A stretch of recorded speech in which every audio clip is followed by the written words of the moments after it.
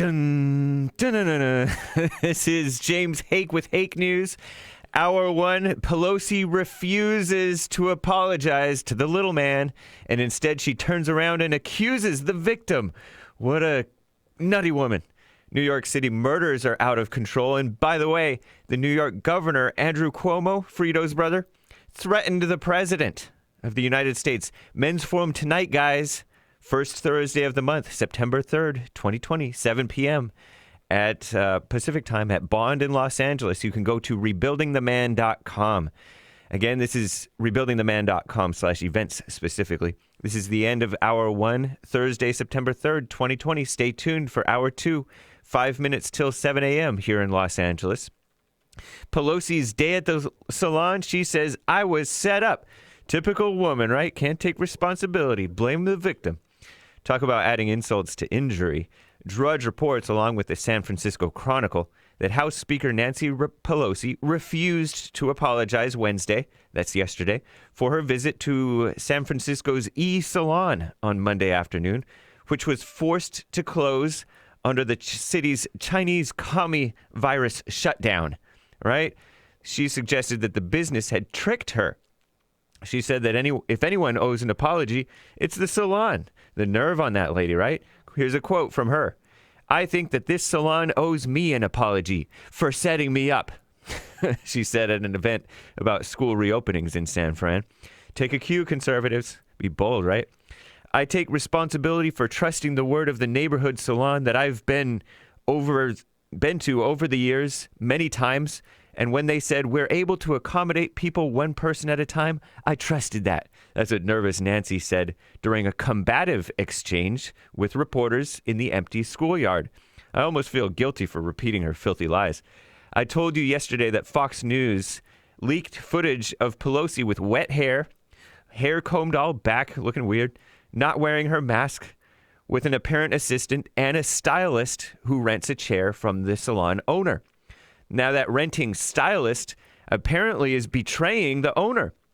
A lawyer for this stylist who did Pelosi's hair is attacking the business owner. They sent a letter saying that the business owner, tried to open in April in violation of orders, which is quite understandable, and she is opposed to Pelosi because of her political leanings.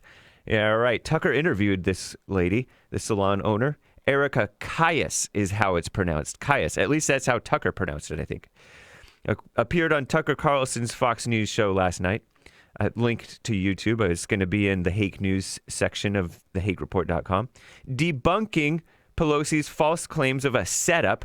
And Pelosi lives in San Francisco, by the way. So she should know what their supposed rules are. She said that they've lost 60% of clients. This business owner, majority of her staff are gone. And that's over being closed for more than 6 months now.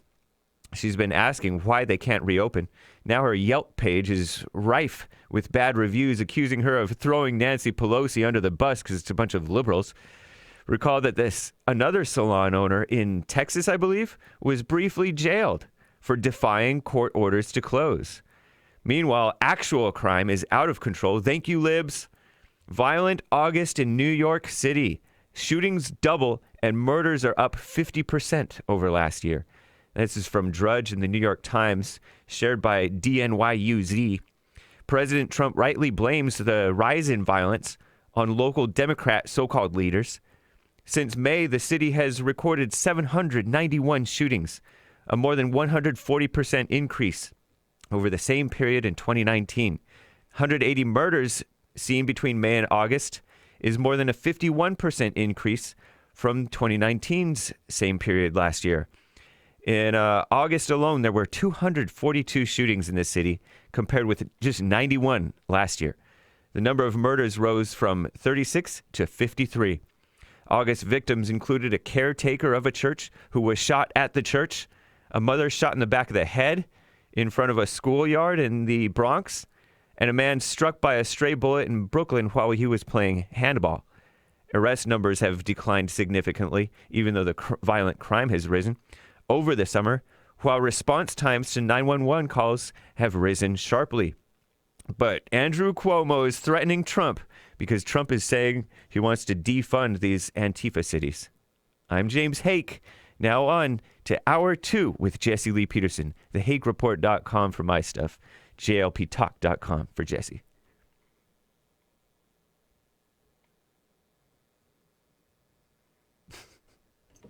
Is it working?